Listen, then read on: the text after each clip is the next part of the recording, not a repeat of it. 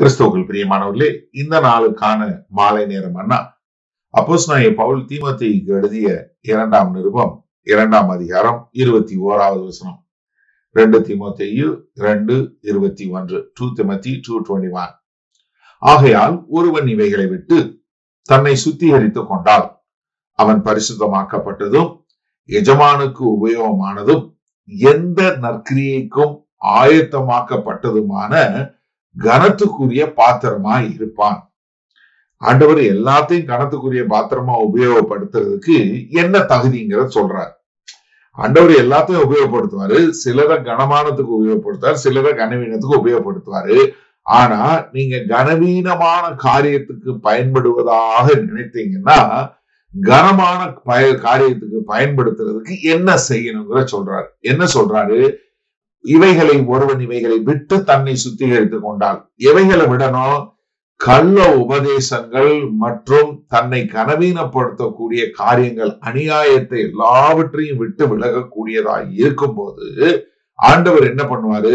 அவன் பரிசுத்தமாக்கப்பட்டவனாய் இருக்கும். தன்னைத்தானே சுத்திகரித்துக் கொண்டு பரிசுத்தமாக்குறது. இது எப்படி பண்ண முடியும்?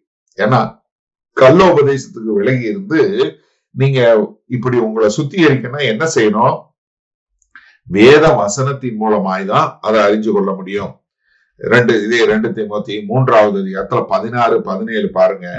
வேத வாக்கியங்கள் எல்லாம் தேவ ஆவியினால் அருளப்பட்டிருக்கிறது. சரியா? தேவனுடைய மனுஷன் யாரு? நீங்க. தேவனுடைய மனுஷன் முதலாவது தேறினவனாக, இரண்டாவது என்ன? எந்த நற்கிரியை செய்ய தகுதியுள்ளவனாக இருக்கும்படியாக. எப்படி? நீங்க ஒரு எந்த கிரியை செய்வதற்கு நல்ல தகுதியுள்ளவனாக இருக்கும்படியா என்ன பண்ணணும்?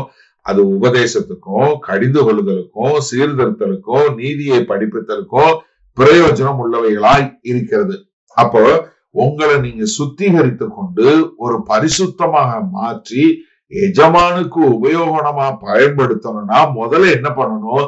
வேத வசனத்தின் மூலமாய் நீங்கள் உங்களை சுத்திகரித்து கொண்டே வர வேண்டும்.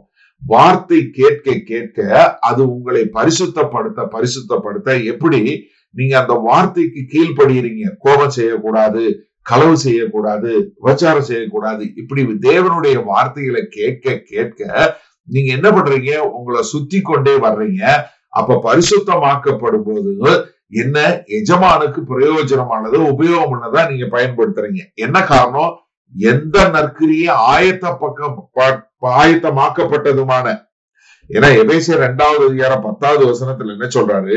ஏனெனில் நற்கிரியைகளை செய்கிறதற்கு நாம் கிறிஸ்து இயேசுவுக்குள் சிருஷ்டிக்கப்பட்டு தேவனுடைய செய்கையா இருக்கிறோம். அவைகளில் நான் நடக்கும்படி அவர் முன்னதாக அவைகளை ஆயத்தம் பண்ணி இருக்கிறார். ஆண்டவர் ஆயத்தம் பண்ணி இருக்கிறாரு அந்த நற்கிரியைகளை செய்யணும்னு சொல்லி. அப்ப அந்த ஆயத்தமாக்கப்பட்ட கனத்துக்குரிய பாத்திரமாகணும்னா நீங்க என்ன செய்யணும்?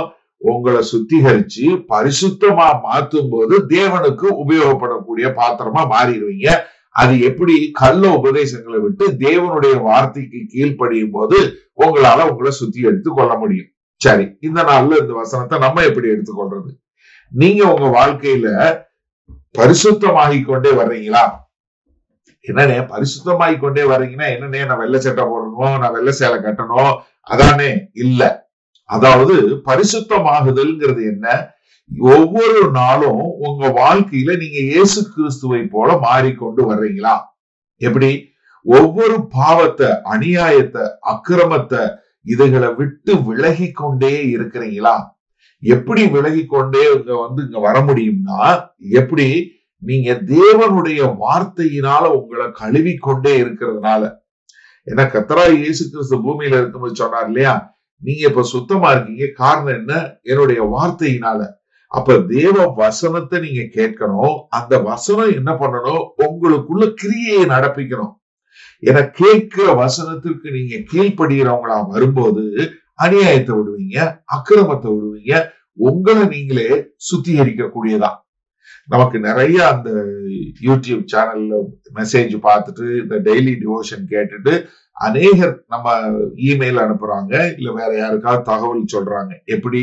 நான் முன்னாடி ரொம்ப கோபமா இருந்தேன், நான் பாவத்துல இருந்தேன், நான் விபச்சாரத்துல இருந்தேன், நான் சுய இன்பம் படுறவனா இருந்தேன், நான் இப்படி மோசமா இருந்தேன், நான் ஏமாத்துறவனா இருந்தேன், பொய் சொல்றவனா இருந்தேன், நான் எல்லாத்துக்கும் ஒரு காரண காரியம் சொல்லிட்டு எதுவுமே செய்யாதவனா இருந்தேன். ஆனா உங்க செய்தி கேட்டேன், தேவனுடைய வார்த்தையை கேட்க கேட்க நான் குத்தப்பட்டவனாயி நான் மாறிட்டேன், இப்ப நான் ஒரு கிறிஸ்தவனா மாறிட்டேன் என்று சொல்லி அநேகர் சொல்றத நம்ம பார்க்கிறோம். அப்ப இந்த செய்தியை கேட்கிற நீங்க தேவனுடைய வார்த்தைக்கு கீழ்ப்படிஞ்சு உங்களை உள்ளுக்குள்ள சுத்தம் பண்ணிக்கிட்டே இருக்கிறீங்களா?